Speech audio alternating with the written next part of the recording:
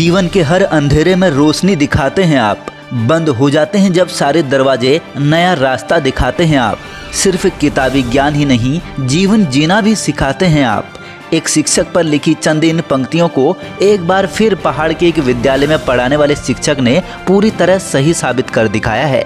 जी हाँ, हम बात कर रहे हैं राजकीय इंटर कॉलेज सलानी बागेश्वर में तैनात कला शिक्षक डॉक्टर हरीश दफोटी की, जो इन दिनों पहाड़ के इस दूरस्थम क्षेत्र के बच्चों का भविष्य संवारने में जुटे हुए हैं। शिक्षक हरीश न केवल बच्चों के जीवन में किताबी ज्ञान का रंग भर रहे हैं, बल्कि उनका सर्वांगीण विकास कर जीवन के हर क्षेत्र में आगे बढ़ाने का सार्थक प्रयास भी कर रहे हैं।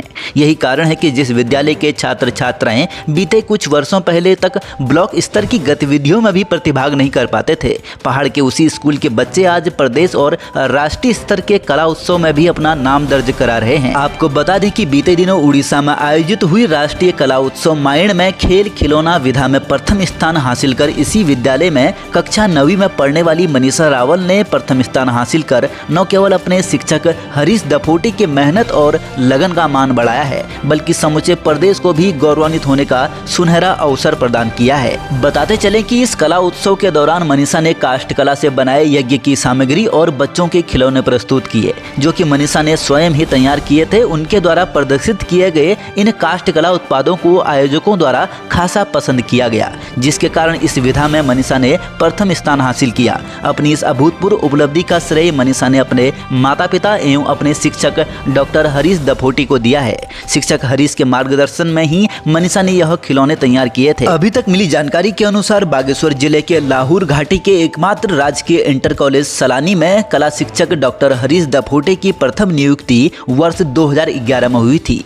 उस समय चमोली की सीमा से लगे इस दूरस्थम क्षेत्र में सुविधाओं का बेहद अभाव था। ऐसे में कोई और होता तो अपने तबादले की जुगत भिड़ाने में लग जाता, परंतु डॉक्टर हरीश दफोटी ने वहीं रहकर इस दूरस्थ क्षेत्र के बच्चों का भविष्य संवारने का फैसला लिया। इसके लिए वे 1 साल तक गांव में ही कमरा किराए पर लेकर रहे। उन्होंने संकोची स्वभाव के बच्चों के मन से न केवल झिझक निकाली, बल्कि उन्हें प्रेरित कर पढ़ाई के साथ ही खेलकूद, कला, शिल्प के प्रति उनमें विशेष रुचि भी जागृत की। उन्होंने विद्यार्थियों को खेलकूद और अन्य गतिविधियों में प्रतिभाग करने के लिए तैयार किया।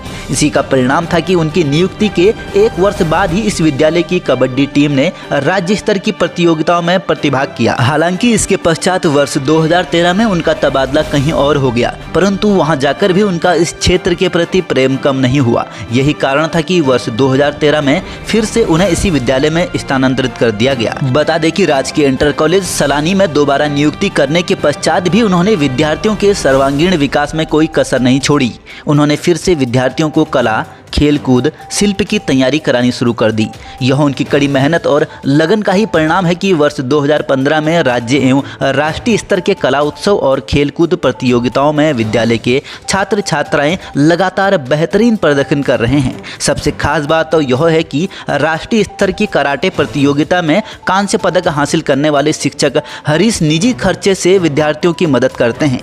इसके साथ ही वह विद्यालय में रिंगाल, बगेट, चीड़ की छाल से कलाकृतियों बनाने का प्रशिक्षण देने के लिए अतिरिक्त कक्षाएं भी चलाते हैं। आपको बता दें कि शिक्षक दफोटी ने शिल्पकला के संरक्षण के लिए कलांजलि कलाधाम की स्थापना भी की है। इस कलाधाम में बने बगेट के फैंसी उत्पादों को जिले में होने वाले प्रमुख आयोजनों में प्रतीक चिन्ह के रूप में मंगाया जाता है।